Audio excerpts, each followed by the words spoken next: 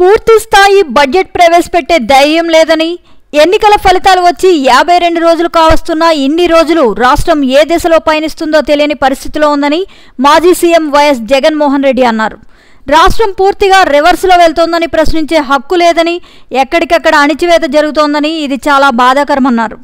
ఎక్కడైనా ప్రభుత్వం ఏర్పడితే 12 నెలలకు బడ్జెట్ ప్రవేశపెడుతుందని, కానీ ఈ ప్రభుత్వం 7 నెలల కోసం కూడా పూర్తి స్థాయి బడ్జెట్ ప్రవేశపెట్టడం లేదన్నారు. రెగ్యులర్ బడ్జెట్ ప్రవేశపెట్టే ధైర్యం కూడా చంద్రబాబుకు లేదన్నారు.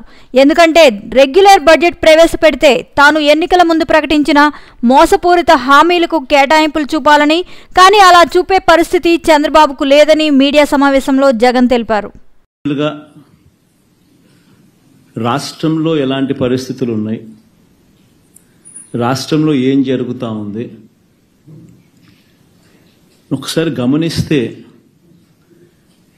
రాష్ట్రం పురోగతి వైపు పోతా ఉందా లేకపోతే రివర్స్ డైరెక్షన్లో పోతా ఉందా?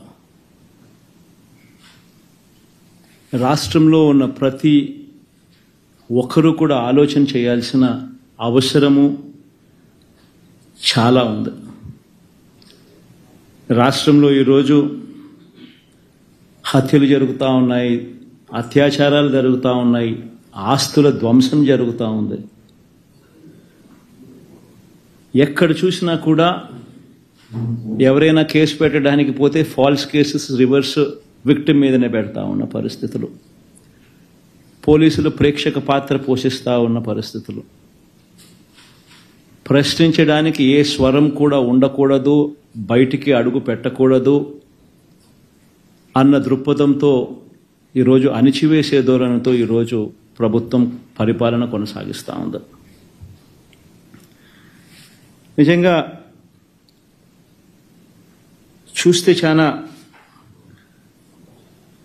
బాధ కలిగించే విషయాలు ఇవన్నీ కూడా.